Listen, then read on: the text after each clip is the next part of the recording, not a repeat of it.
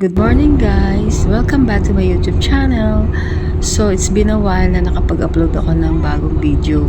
So for today's video, mamasyal tayo papuntang Baguio together with my asawa.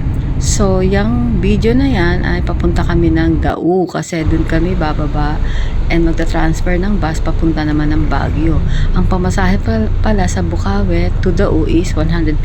Pag senior ka, 130. So, ayan. So, before kami sumakay ng bus, bibili muna ako ng konting snacks. Solid North pa lang sinakyan namin papuntang Baguio kasi diretso yan. So, maganda at hindi masyadong pa-stop-stop. So, inabot din kami dyan ng parang 4 hours ang biyahe. Walang, walang papunta ng CR or bus stop pala. Wala siyang mga ganon. Diretso lang siya. So, dapat pag sumakay ka dyan, nakauwiwi ka na, ginawa mo na ang lahat bago ka sumakay sa bus. Kasi diretso pala siya. Tiplex ang daan yan. So, maganda pala yan. So, ayan, malapit na kami. Pasigsag na. It means, malapit ka na sa Baguio.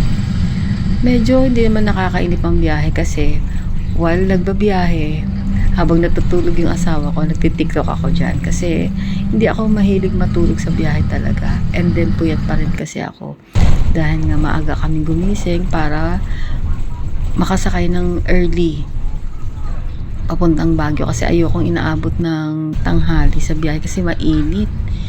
So ayan, malapit na kami. Nakikita mo yan parang rotary talaga yun pala, hindi yan parang rotary.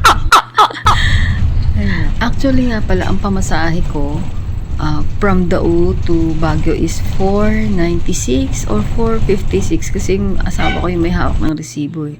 Siya mura lang siya, parang nasa 350 lang ang pamasahe niya going Baguio kasi senior. So ayan, malapit na ngarag na yung aking paghawak dyan kasi zigzag talaga siya eh. Yan, nasa front front seat para makapag-video ko ng mas maayos. Kaso meron parang bakal na nakaharang dun sa harapan ko. Kaya, ayan, sa side na lang ako nag-video para walang harang. Ayan, sigsag na rin siya kahit sa Marcos Highway. Kasi hindi pa pwede talagang dumaan dun sa may isa sa Cannon Road. Dahil small vehicle lang ang pwede dun. Yung mga bus and trucks, bawal pa rin kasi hindi pa talaga tapos. So, ayan, konting kembot na lang. Actually, sa SM pala kami magmimit ng hipag ko. Doon kami magbi-meet sa SM Baguio. Doon na rin kami bababa kasi malapit lang doon ang terminal ni Solid North. Alongside lang siya ng SM. So easy access lang kami, hindi na kami magta-taxi. Pero kung Victory Liner ang sinakyan namin, automatic magta-taxi pa kami papuntang SM Baguio. So pinili na rin namin ng Solid North kasi maganda ang bus ng pa-Solid North eh. Nax, meron pang Pekenemen, Solid North. So yan, malapit na.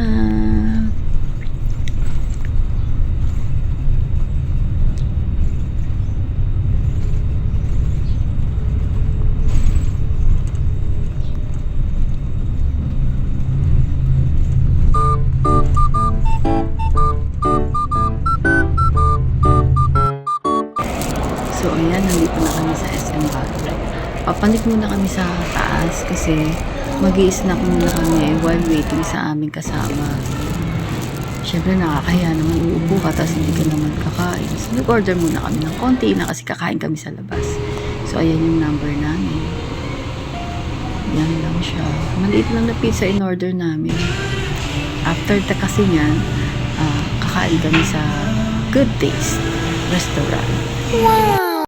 Ayun na, kompleto na kami. Maglalakad lang kami. Alam mo naman sa Baguio, walking lang naman dyan kasi magkakalapit lang naman din yung mga pupuntahan namin dyan. So, naglakad kami. Siguro mga 5 minutes away lang yan from SM Baguio to Good Taste. Depende sa paglalakad mo. Kung mabagal ka, edi 10 minutes. Kung mas mabagal ka pa, edi 30 minutes. Yeah, walking lang kami dyan. Medyo gutom na rin yung mga kasama namin kasi nanggaling pa sila ng Dagupan tapos akit sila ng bako. So na-amaze ako dyan sa robot na yan. Sana daling ko yan sa bahay. Yung kakain kami dito, na-amaze ako. Exit!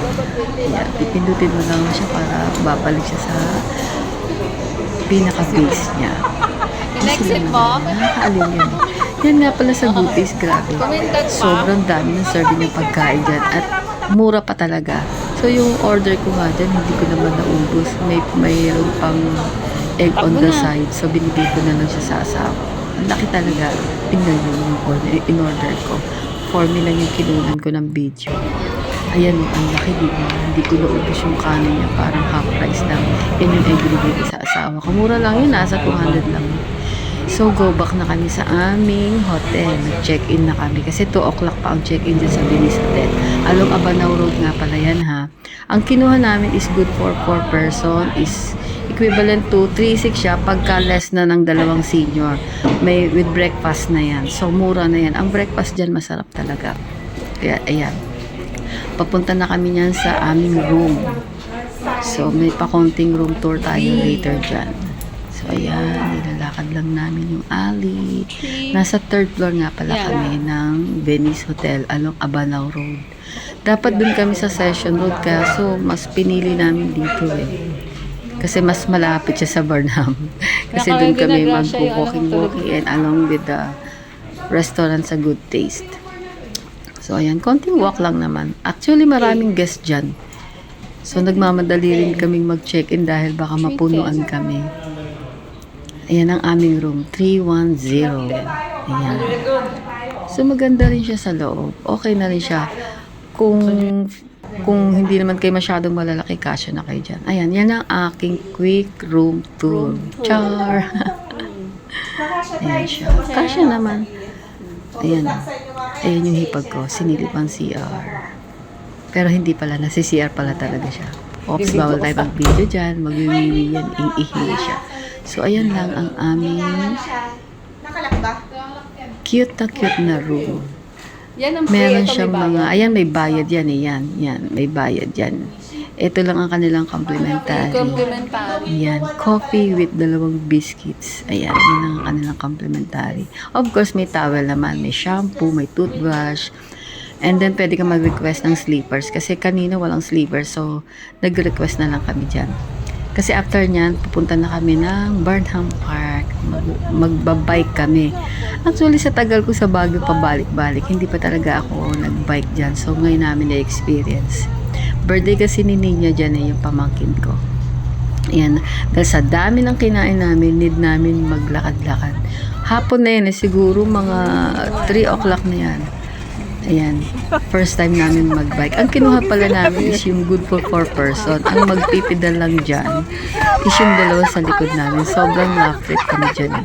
Ang bayad nga pala dyan is 150 pesos. In 1 hour lang yan. Ayan, tawa kami ng tawa dyan kasi yung isang senior nagpipidal tapos isa si Gracia na teenager lang yan, kaya-kaya niya magpidal. So, ang hirap pala pagka medyo heavy yung kaangkas mo dyan, may hirapan talaga pala magpedal. So, after namin magbike, walk na naman kami. Pupunta kami kasi sa Sky Ranch. So, ayan, nadaanan namin sa loob ng Burnham. So, ito na. Nandito na kami sa Sky Ranch. Actually, sa tagal ko din sa Baguio, kasi 6 months nag-aral dyan yung anak ko. Lagi ko siyang tinitignan pero hindi ko pa siya pinapasok talaga. So, ngayon, experience namin yan. Ang entrance nga pala sa Sky Ranch is 50 pesos per head.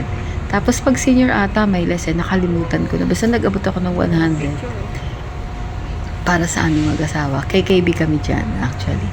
So, may rides dyan. Ang rides dyan, medyo, parang 80 pesos yata yung pinakamahal. Tapos, maraming games.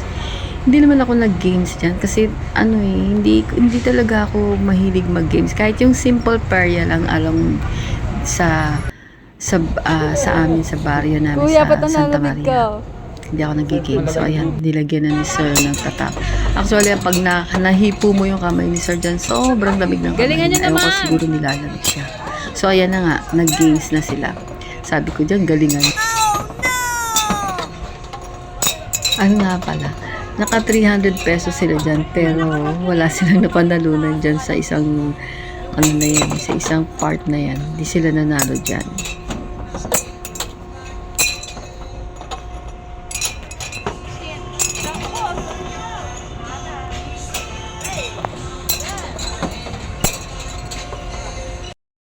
Habang nag-game sila, ako nakaupo lang ako dyan eh. Kasi katabi ko yung asawa ko. Ayan, naaliw ako dyan sa minibus na yan. Parang gusto ko sanang sumakay. Pero parang nakakahilang. Kaya sabi ko, na nga lang, upo na nga lang ako. Panoorin ko na lang to. Sabi ko siguro kung may mga kasama kaming bata, sobrang saya nila dyan. Nasasakay sila dun. Ikot-ikot yung bus. Ang ganda. Ang cute-cute.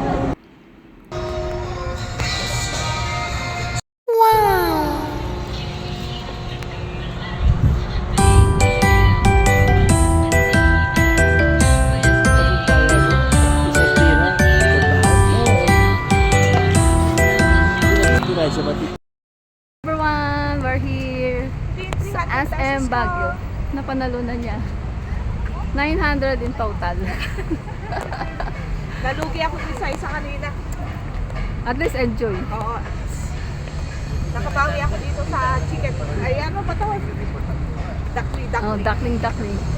Team Puyat kami ngayon. May mga Timpuet eye kami bags. ngayon.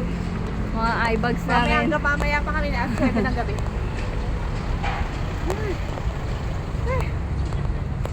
Pagod. Hingal pa. Nasabi mo ako siya. Wait. Ay! Kasi natakot na ako nung nag-ice cream ako. Bakit? Ano? Nilagnat ako tapos nabagayon to. Kumagumagay yung tubig ko. Hindi, hinto yan. Kinakaskas niya lang yan. Tinatakot ka lang na Oo. tumakbo. Hindi naman ako tatakbo. Maganda yung video ka mo. Sana dito. Kapag naglalakad ka dyan sa ano. Sana stolen o dito. Ay, video! Balo! So the next day, early in the morning yan, maaga kami gumising lahat kasi iti-take namin yung free breakfast kasama yun sa aming hotel accommodation, by the way. So ayan, nag-aayos lang kami, inaantay namin ibang kasama para makababa na kami sa hotel.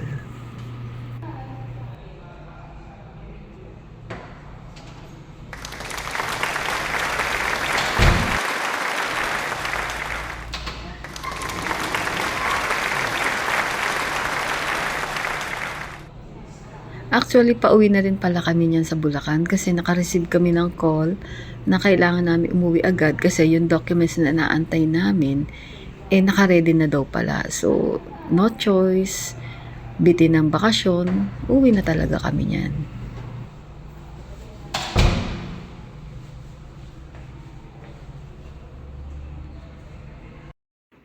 Ayan ang aming breakfast station. Nasa third floor nga rin pala yan, ang aming breakfast station sa may Venice Cafe, tawag nila dyan.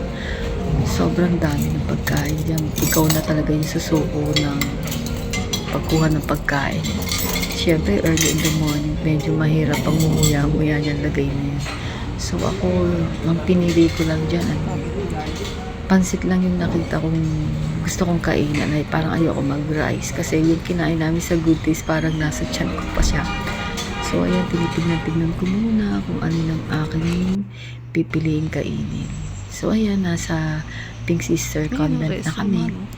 Diyan sa Pink Sisters, maganda magpunta dyan talaga kasi pwede ka dyan sumula tapos babasahin niya ng mga naka-pink na mga madre. Kaya nga tinawag silang Pink Sister. Ang trabaho nila dyan, lahat ng isusulat mo at idadrop mo sa box, babasahin nila yun at ipagpa-pray nila.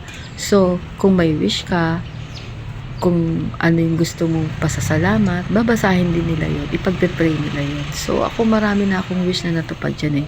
Kaya binabalik-balikan ko rin tong Pink Sister na to. Bago kami pumasok sa loob, nag-offer muna kami ng candle sa aming mga loved ones na namatay na para naman naging masaya sila. Ang price pala ng per candle is 5 pesos. So, ako 4 ang kinuha ko. Binigay ko yung 2 sa asawa ko, tapos 2 sa akin.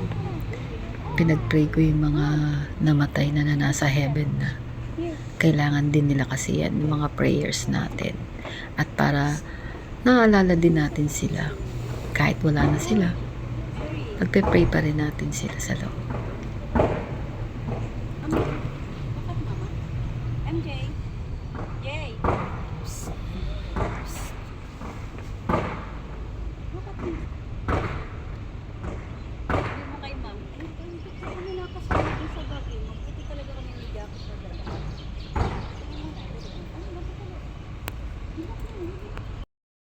So tara, dito tayo sa loob ng Pink Sister Chapel. Ayan siya. Wala siyang mass. Ang trabaho lang ng mga mother dyan dun sa loob is pag-pray ang mga wishes and mga pinagpapasalamat mo. Ayan dyan sa loob.